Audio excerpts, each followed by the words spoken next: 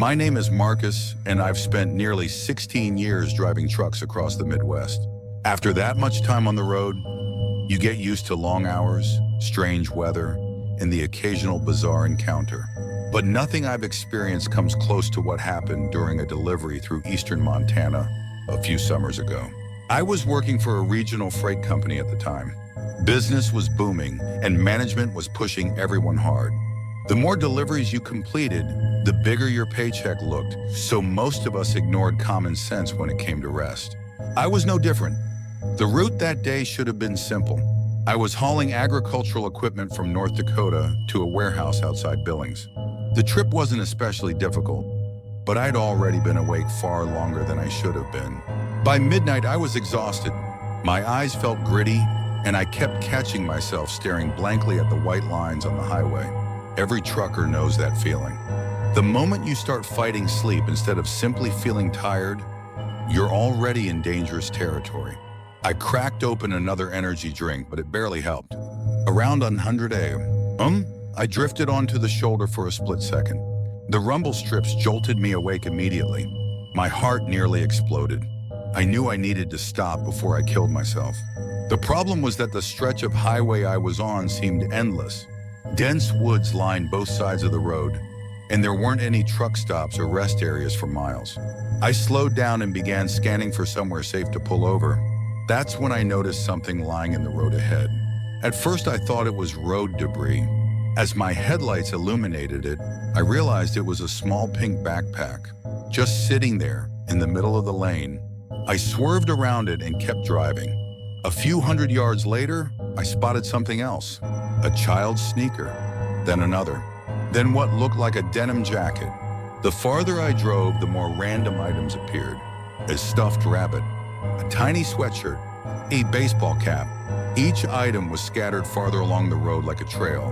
The sight sent a chill through me. Something about it felt horribly wrong. I finally spotted a gravel turnout and pulled the truck over. The engine idled loudly as I sat there staring through the windshield. Part of me wanted to drive away and forget I'd seen any of it. The other part couldn't stop wondering whether some kid was lost or hurt nearby.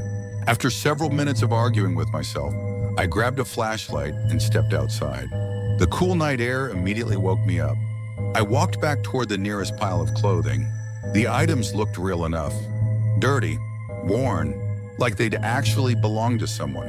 I swept my flashlight across the tree line. Nothing. The woods were silent. No movement. No voices. No animals. Just darkness. I was about to head back to my truck when I heard it. A faint cry. It sounded like a little girl. "Dad!" The sound echoed from deep within the trees. I froze. Every hair on my arm stood up.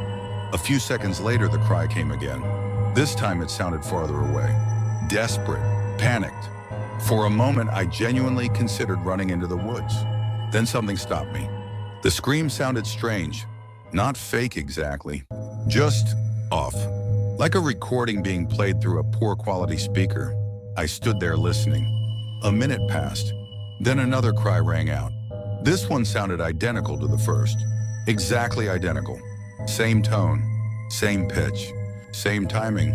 Like someone had pressed replay. The realization made my stomach drop. That wasn't a child. Someone was playing a recording. Before I could react, a branch snapped somewhere to my left. I whipped around. Nothing. Then another snap came from the opposite side of the road. My flashlight beam darted between the trees. Still nothing. Suddenly I felt exposed, like I was standing in the center of a trap. I backed toward my truck, slowly at first, then faster.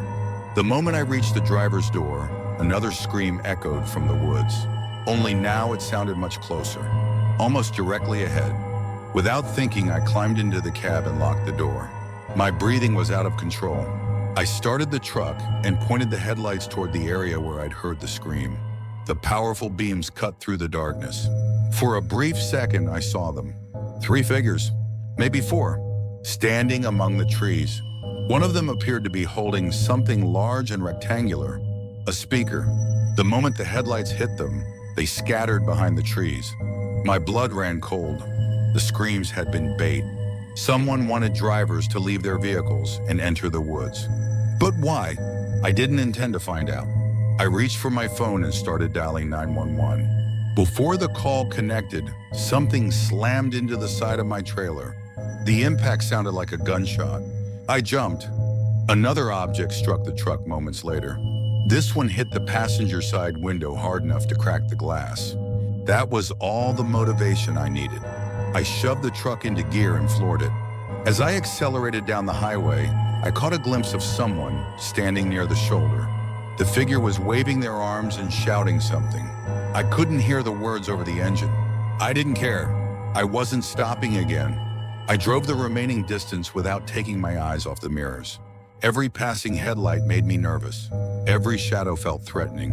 By the time I reached Billings, the sun was beginning to rise. I completed the delivery, parked the truck, and immediately called state police to report everything.